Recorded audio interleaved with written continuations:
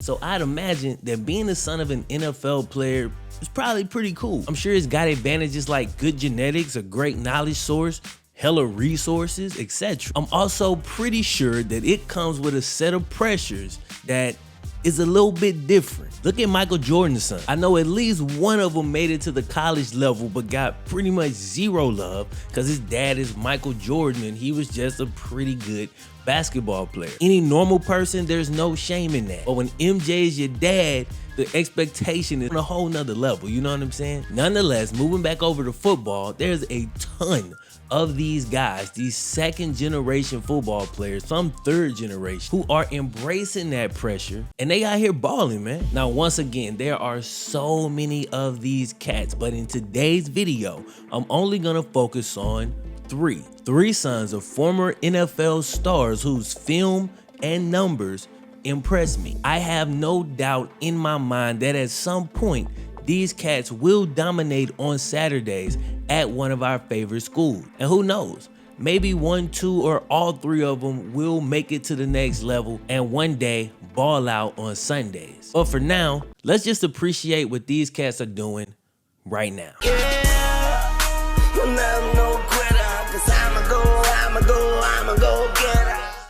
Joe Horn made it to the league the hard way, the JUCO route. The JUCO route is one of, if not the toughest route into the NFL. However, that's exactly what Joe Horn did, going JUCO, balling out, but still not making it to a D1 college due to bad grades. After that, he was out of school and flipping burgers for a number of years before one day he took the little money he had in his pocket and bought a $4 Jerry Rice workout tape. Now get this, he perfected the workouts on the tape, emulated it, filmed himself, and then sent that off to every pro team that he could get information on. And that didn't just include teams in this country.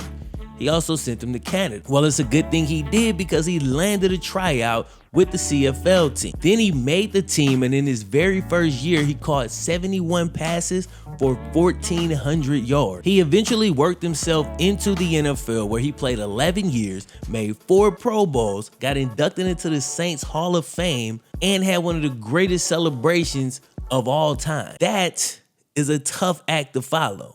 However, his son JC is off to a good start. Earlier this year, he signed with South Carolina as a 4-star cornerback. Dude, 6'1", 174 pounds, which is great size for a corner. During his junior and senior years in high school, he racked up 11 picks and showed that he's not afraid to hit with 73 tackles. He's actually gonna have a chance to start as a freshman, and even if he doesn't, 3 members of the secondary are already seniors, so next year he'll be in that thing. By landing a D1 scholarship, he's already done something that his dad was never able to do.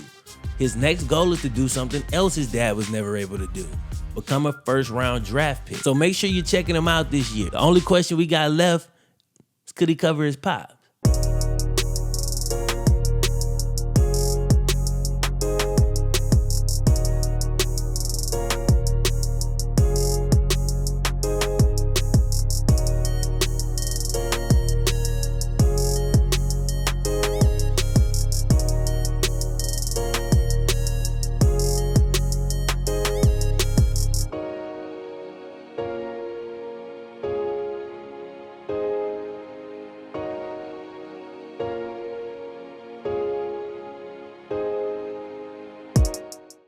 All right, primetime.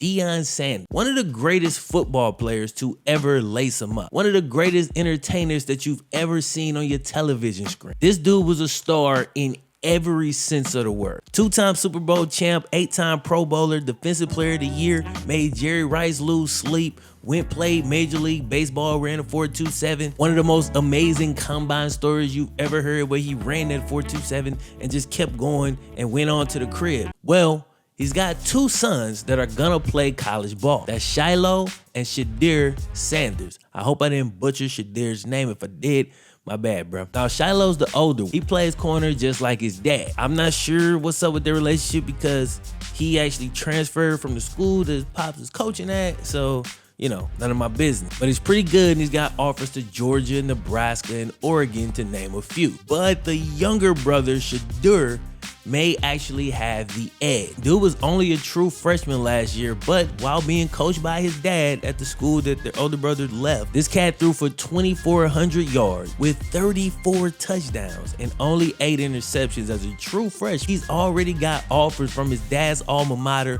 Florida State, also Florida, Baylor, Louisville, couple other places. And like I said, I think he may have an edge. He seems a little more focused on football just from the outside looking in. Obviously, I don't know these cats, but I think they both have pretty bright football futures as long as they remain focused.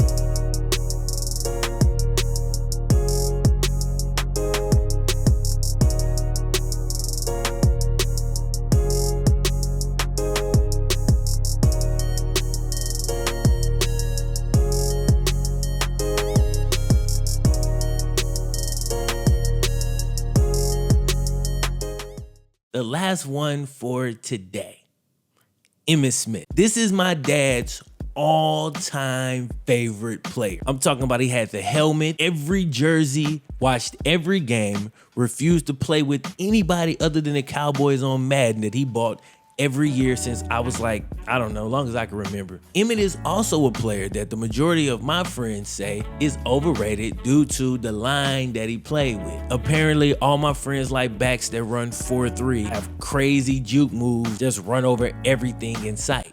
And I'll be honest with you, I like those backs too. But when those backs get hurt in week 7, Emmitt will still be in there, getting 4 yards a carry, on his way to gaining more yards than any other back to ever play.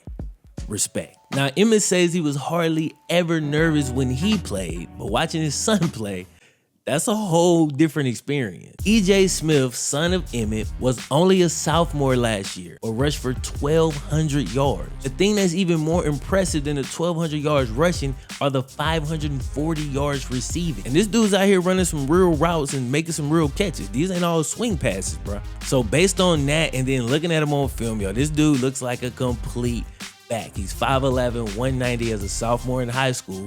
Plenty of time to put on more size. Now, EJ wasn't always sure he was going to play football, although the running back position came naturally to him. Emmitt says he didn't teach him how to run. He's like, yo, this is just in him. He played basketball, he played baseball, tried different positions on the football field. Like, he played wide receiver for a little while, which did help him develop his pass catching abilities. But in the end, he couldn't escape it. He ended right back up at running back at his dad's position and even wears his dad's number, fully embracing the pressure. And as a sophomore, he's already got offers from Florida, Georgia, Michigan, and Ohio State, just to name a few.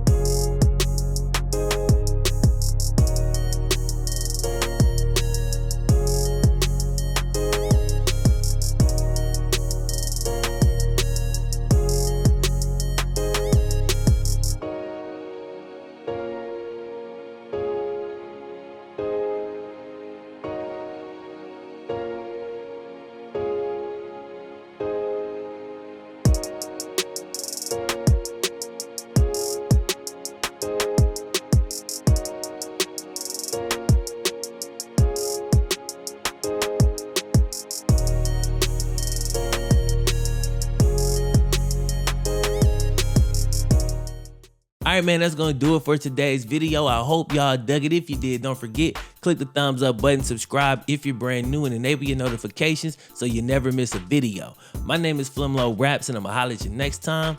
One. Yeah.